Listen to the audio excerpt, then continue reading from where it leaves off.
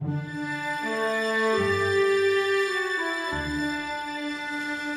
question.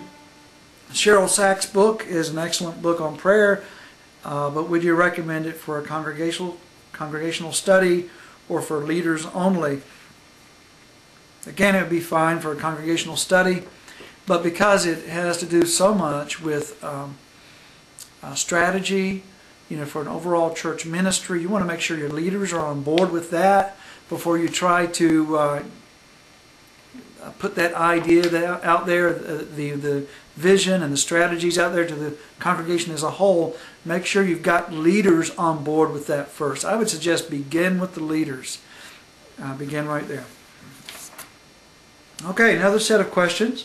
Another question comes, do you think that the prayer team needs to be restructured periodically? By this I mean, should they receive an appointment for a designated period of time as in other areas of ministry, or should these people carry a more permanent place on the team?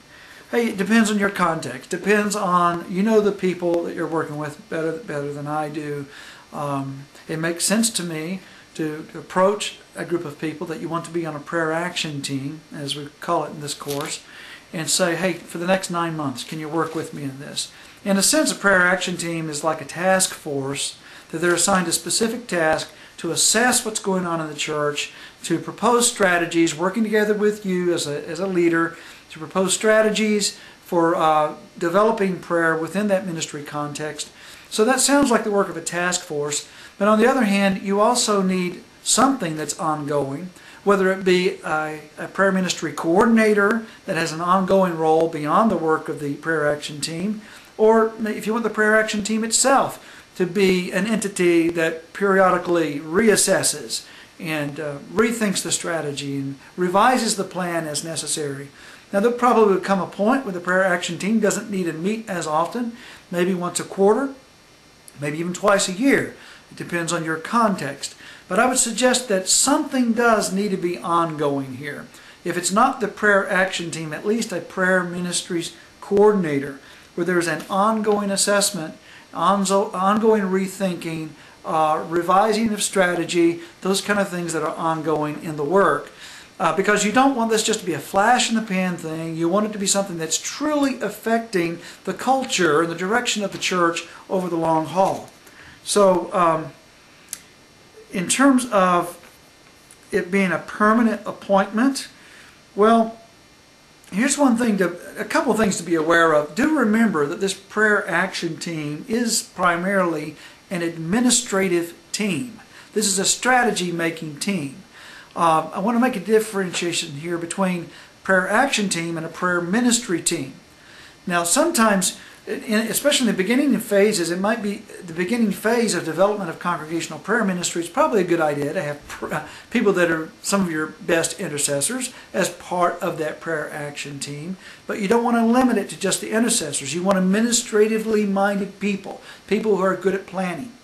But now, however, over the long haul, those intercessors may not function best in something that's primarily administrative in basis. You don't want to distract them from their primary calling. So for those who are intercessors, it may be a temporary appointment that you would prefer to have for them, where they're a part of it as you're in that initial strategizing phase. But please, let's not promote people beyond and out of their areas of competency. If they're most competent in the area of intercession, then yes, their ideas, their input is important, but don't get them so bogged down in the administration of prayer ministry that they're distracted from prayer itself.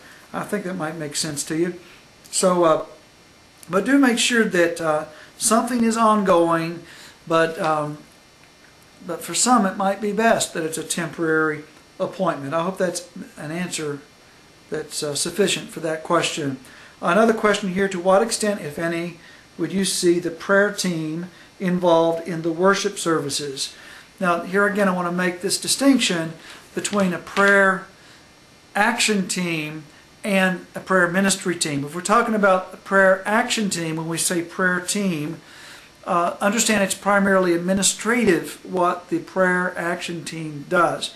And there might be some ways that those people, the same people, can be involved in a worship service through prayer ministries, having oversight of various aspects of prayer ministry during the service, but functioning as a group that we call the prayer action team.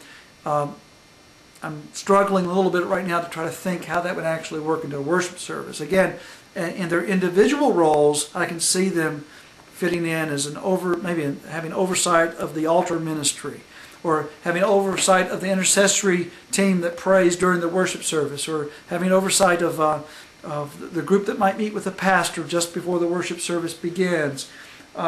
Sometimes, if you've got prophetically gifted people in the church, it might be good to have them positioned at key places in the congregation to assist you in the judging and the weighing of prophetic items as they come forward in a worship service, which we as Pentecostals have not been all that good over the years at having something structured and in place for fulfilling that judging of prophecy that 1 Corinthians 14 talks about. That's another subject altogether.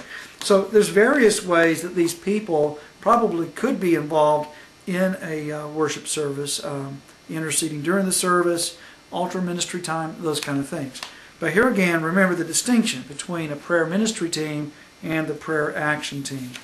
Prayer ministry team, I could easily see them involved in the worship service. A prayer action team, that's more administrative in nature. Okay, the final set of questions I have here. Is there any possibility of getting the students to share what is working for them in prayer ministry since starting this course in their ministry context? Maybe what changes they've seen in their church or ministry after implementing some of the readings and videos of teaching you have shared.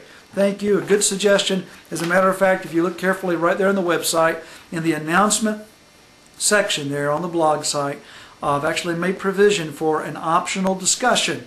And if you would like to post some of the things that have been working for you and would like to enter into that discussion, it's an optional item, but you can participate. Just click the comments link right there under the announcement box at the top of the page, and you can participate in that discussion. Okay, I hope you find this to be helpful.